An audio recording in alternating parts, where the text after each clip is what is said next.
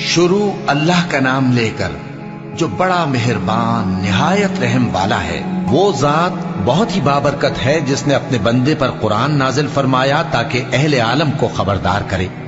وہی کہ آسمانوں اور زمین کی بادشاہی اسی کی ہے، اور جس نے کسی کو بیٹا نہیں بنایا اور جس کا بادشاہی میں کوئی شریک نہیں، اور جس نے ہر چیز کو پیدا کیا پھر اس کا ایک اندازہ ٹھہرایا، اور لوگوں نے اس کے سوا اور معبود بنا لیے ہیں جو کوئی چیز بھی پیدا نہیں کر سکتے اور خود پیدا کیے گئے ہیں، اور نہ اپنے لیے نقصان کا اور نہ نفع کا کچھ اختیار رکھتے ہیں، اور نہ مرنا ان کے اختیار میں ہے اور نہ جینا اور نہ مر کر اٹھ کھڑے ہونا۔ اور کافر کہتے ہیں کہ یہ قرآن من گھڑت باتیں ہیں جو اس مدعی رسالت نے بنا لی ہیں، اور کچھ دوسرے لوگوں نے اس میں اس کی مدد کی ہے۔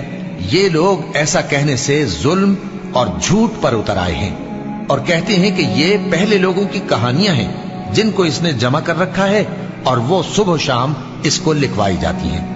کہہ دو کہ اس کو اس نے اتارا ہے جو آسمانوں اور زمین کی پوشیدہ باتوں کو جانتا ہے، بے شک وہ بخشنے والا ہے، مہربان ہے۔ اور کہتے ہیں یہ کیسا پیغمبر ہے کہ کھانا کھاتا ہے اور بازاروں میں چلتا پھرتا ہے، اس پر کوئی فرشتہ کیوں نازل نہیں کیا گیا کہ اس کے ساتھ خبردار کرنے کو رہتا، یا اس کی طرف آسمان سے خزانہ اتارا جاتا، یا اس کا کوئی باغ ہوتا کہ اس میں سے کھایا کرتا۔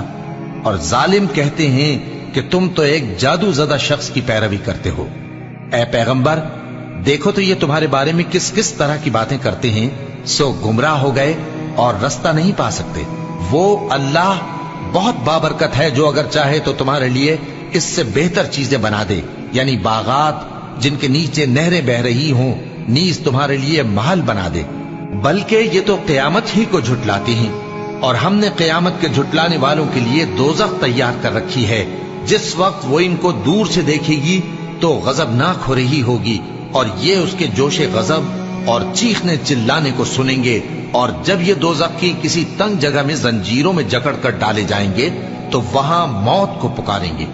آج ایک ہی موت کو نہ پکارو، اور بہت سی موتوں کو پکارو، پوچھو کہ یہ بہتر ہے یا ہمیشہ کی جنت جس کا پرہیزگاروں سے وعدہ ہے۔ یہ ان کے اعمال کا بدلہ اور رہنے کا ٹھکانہ ہوگا، وہاں جو چاہیں گے ان کے لیے میسر ہوگا، ہمیشہ اس میں رہیں گے۔ یہ وعدہ اللہ کو پورا کرنا لازم ہے اور اس لائق ہے کہ مانگ لیا جائے۔ اور جس دن اللہ ان کو اور ان کو جنہیں یہ اللہ کے سوا پوچھتے ہیں جمع کرے گا تو فرمائے گا، کیا تم نے میرے ان بندوں کو گمراہ کیا تھا یا یہ خود گمراہ ہو گئے تھے؟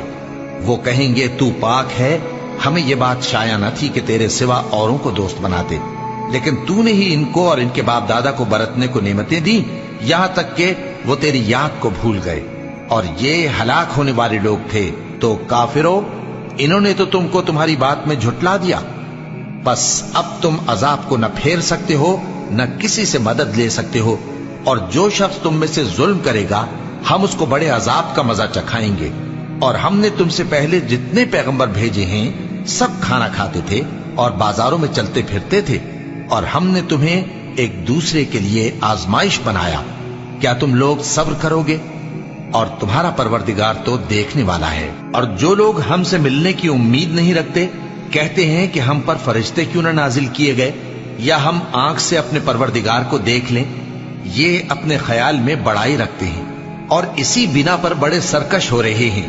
جس دن یہ فرشتوں کو دیکھیں گے اس دن گناہگاروں کے لیے کوئی خوشی کی بات نہیں ہوگی، اور کہیں گے کہیں کوئی رکاوٹ کھڑی کر دی جائے۔ اور جو انہوں نے عمل کیے ہوں گے ہم ان کی طرف متوجہ ہوں گے تو ان کو بکھرا ہوا غبار کر دیں گے۔ اس دن اہل جنت کا ٹھکانہ بھی بہتر ہوگا اور ان کے آرام کی جگہ بھی خوب ہوگی۔ اور جس دن آسمان ابر سے پھٹ جائے گا اور فرشتے نازل کیے جائیں گے، اس دن سچی بادشاہی رحمان ہی کی ہوگی، اور وہ دن کافروں پر سخت مشکل ہوگا۔ اور جس دن ظالم اپنے ہاتھ کاٹ کاٹ کھائے گا اور کہے گا کہ اے کاش میں نے پیغمبر کے ساتھ رستہ اختیار کیا ہوتا، ہائے شامت، کاش میں نے فلاں شخص کو دوست نہ بنایا ہوتا، اس نے مجھ کو کتاب نصیحت کے میرے پاس آنے کے بعد بہکا دیا۔ اور شیطان انسان کو وقت پر دغا دینے والا ہے۔ اور پیغمبر کہیں گے کہ اے پروردگار، میری قوم نے اس قرآن کو چھوڑ رکھا تھا، اور اسی طرح ہم نے گناہگاروں میں سے ہر پیغمبر کا دشمن بنا دیا، اور تمہارا پروردگار ہدایت دینے اور مدد کر